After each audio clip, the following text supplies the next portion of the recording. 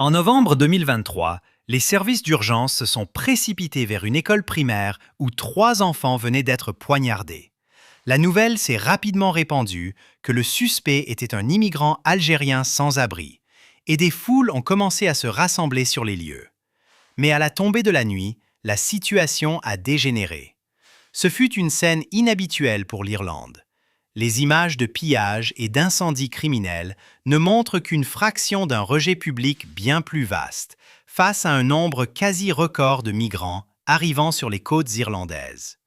Mais jusqu'à récemment, ce genre de rhétorique anti-immigration était tabou. Les Irlandais eux-mêmes ont fui la misère et la faim, émigrant à travers le monde. Cette histoire est une partie importante de leur conscience nationale et explique en partie pourquoi ils ont généralement eu des opinions relativement positives sur la migration. Mais cela est en train de changer. Qu'est-ce qui a provoqué ce pivot spectaculaire en Irlande et quels sont les problèmes sous-jacents? Bienvenue sur Décoder le monde pour explorer la crise migratoire irlandaise et ses racines profondes. L'Irlande est un petit pays d'à peine 5 millions d'habitants, mais on estime qu'entre 50 et 80 millions de personnes dans le monde ont un héritage irlandais total ou partiel. Aux États-Unis, 36 millions d'Américains se déclarent d'origine irlandaise comme leur principale ethnicité, ce qui représente 11% de la population totale. Parmi les célèbres Américains d'origine irlandaise, on compte Henry Ford, Kurt Cobain et John F. Kennedy. Au Canada, ce pourcentage est encore plus élevé, avec 14% de la population ayant des ancêtres irlandais. Et l'Australie arrive en tête avec 30% de sa population, soit 7 millions de personnes, étant d'origine irlandaise. La diaspora irlandaise est la raison pour laquelle les jeux gaéliques sont pratiqués partout dans le monde et pourquoi la rivière Chicago se teint en vert chaque mois de mars. Au milieu des années 1800, la population irlandaise était beaucoup plus importante et a culminé à 8,5 millions de personnes. Mais une catastrophe était sur le point de se produire. Un type de champignon a provoqué l'échec des récoltes de pommes de terre à travers l'Europe. Et en Irlande, cela a conduit à une crise alimentaire sans précédent. Elle a duré 4 ans et a plongé l'Irlande dans un cauchemar de faim et de maladie. 1 million de personnes sont mortes de faim et un autre million a quitté le pays. En 1900, la population irlandaise avait presque diminué de moitié, atteignant 4,4 millions de personnes. Et à cette époque, 40% de toutes les personnes nées en Irlande vivaient à l'étranger. L'Irlande ne s'est pas industrialisée aussi rapidement que d'autres pays d'Europe occidentale. Et dans les premières décennies du 20e siècle, elle était encore largement une société agraire. Entre 1949 et 1956, leur revenu national réel n'a augmenté que de 8%, alors que l'augmentation moyenne européenne était de 40%. La population irlandaise ne comptait alors que 3 millions de personnes, et près d'un demi-million d'entre elles ont quitté le pays pour trouver du travail à l'étranger. Mais cela était sur le point de changer. Cette image d'une Irlande relativement sous-développée contraste fortement avec l'image que vous pourriez avoir de l'Irlande aujourd'hui. Dans les années 1990, une période de boom économique a commencé. Il suffit de regarder ce graphique. Voici le PIB du Royaume-Uni et celui de l'Irlande. Jusqu'en 1990, c'est là qu'un changement s'est produit. L'Irlande a commencé à croître rapidement et en 2018, son PIB par habitant dépassait les 60 000 $, bien plus que les 38 000 $ du Royaume-Uni. Elle est passée d'un pays relativement pauvre, selon les normes de l'Europe occidentale, à l'un des plus riches du monde. La qualité de vie en Irlande a considérablement augmenté et en 2005, elle s'est classée numéro 1 dans l'indice de qualité de vie de The Economist, devant la Suisse et la Norvège. Cette croissance économique impressionnante a été principalement alimentée par les investissements directs étrangers. Le centre-ville de Dublin compte désormais de nouveaux gratte-ciel de bureaux étincelants et des géants de la technologie comme Google et Apple ont établi d'énormes sièges européens en Irlande. Cependant, les statistiques peuvent être trompeuses. Une publication du FMI cette année a placé l'Irlande comme le pays avec le deuxième PIB par habitant le plus élevé au monde, seulement derrière le Luxembourg, avec bien plus de 100 000 $. Mais leur revenu moyen, en réalité, est plus proche de 48 000 $. La prospérité de l'Irlande n'est donc pas aussi rose que ces statistiques le laissent entendre. Mais elle était désormais l'une des nations les plus prospères d'Europe, et cela a conduit à un renversement historique. Pendant des siècles, l'Irlande a vu plus de personnes quitter le pays qu'il n'en arrivait. Mais sa croissance économique et son attitude accueillante en ont fait une destination populaire. Sur ce graphique, vous pouvez voir que le nombre de nouveaux arrivants a augmenté régulièrement et a même continué après le krach boursier de 2008.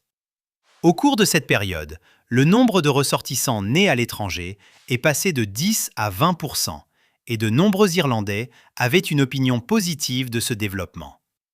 Dans les sondages, il a été démontré que la plupart des gens considéraient l'immigration comme un facteur important de progrès économique. En 2015, au plus fort de la crise migratoire européenne, un sondage mené auprès de 12 nations européennes a montré que 88% des personnes manifestaient un certain degré de sympathie envers les réfugiés syriens arrivant en Irlande. C'était le chiffre le plus élevé de tous les pays participants. La plupart des gens étaient d'accord pour que le gouvernement dépense des fonds pour aider ces réfugiés.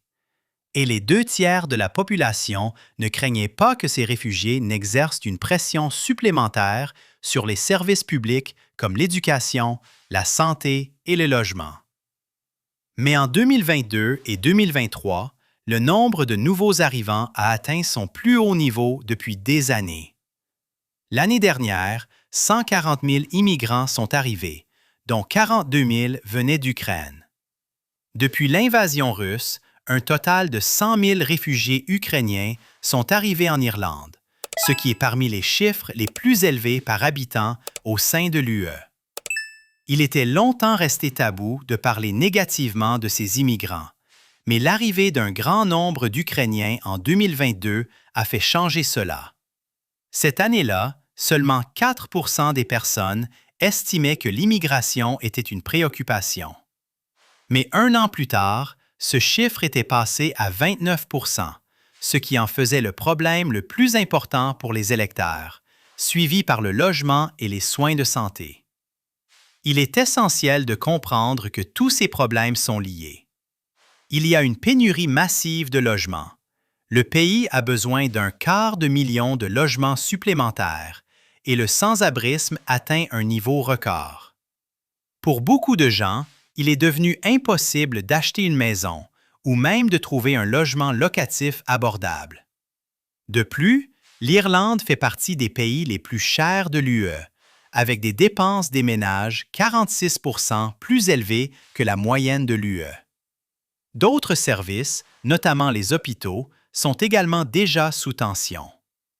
De nombreux médecins ont de longues listes d'attente et près de 3% des Irlandais ont des besoins médicaux non satisfaits. Les petites villes sont submergées par les migrants, ce qui ajoute à un sentiment d'insécurité. À Dublin, des campements de tentes ont surgi dans toute la ville en raison du manque de logements disponibles. Et les gens descendent maintenant dans la rue pour exiger des actions de leurs représentants. Une grande partie de ce rejet public a été civilisée et pacifique, mais certaines personnes ont choisi une autre voie. En novembre 2018, un hôtel a été incendié.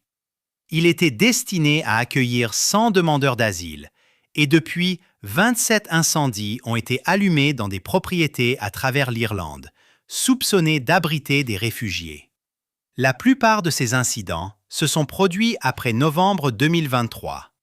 À Dublin seulement, 9 incidents d'incendie criminels ont été signalés depuis début 2023. Mais l'événement qui a captivé l'attention du monde entier s'est produit à la fin de l'année dernière. Il s'agissait des pires émeutes de l'histoire de Dublin. Il est également important de noter qu'il s'agit là d'une situation extrême. La plupart des manifestations sont civilisées et pacifiques, mais aussi passionnées et émotionnelles, montrant une détermination collective. L'immigration jouera probablement un rôle important lors des élections nationales qui se tiendront dans les premiers mois de 2025. C'est une situation inédite dans l'histoire irlandaise. Le gouvernement irlandais n'a pas réussi à s'attaquer à certaines des causes profondes de ces tensions, comme la pénurie de logements et l'augmentation du coût de la vie. Ils sont maintenant confrontés à la vérité inconfortable que leur acceptation des communautés migrantes, si profondément enracinées dans leur identité nationale, a des limites. Pourtant, les migrants sont également nécessaires. Ce graphique montre les pénuries de talents en Irlande de 2010 à 2023, et vous pouvez voir que l'année dernière, 81% des employeurs ont eu des difficultés à trouver des talents qualifiés. Dans le système de santé irlandais, 43% des médecins sont formés à l'étranger. La plupart viennent du Pakistan, du Soudan et du Royaume-Uni. Ces industries ont désespérément besoin de personnel plus qualifié, qui n'est pas toujours disponible localement. Et la jeunesse irlandaise envisage toujours de manière disproportionnée de quitter le pays. Dans la tranche d'âge des 18 à 24 ans, pas moins de 70% envisagent d'émigrer, et la plupart d'entre eux ont une éducation supérieure. Mais l'Irlande se réveille, et elle voit aussi des pays comme la Suède, qui ont longtemps servi de modèle idéologique pour les politiciens irlandais, faire face à un rejet beaucoup plus violent d'une migration incontrôlée. J'ai d'ailleurs réalisé une vidéo séparée à ce sujet. Si vous souhaitez voir ma vidéo sur la Suède, cliquez sur la vidéo à gauche ou n'hésitez pas à consulter la vidéo à droite que YouTube vous recommande pour votre prochain visionnage.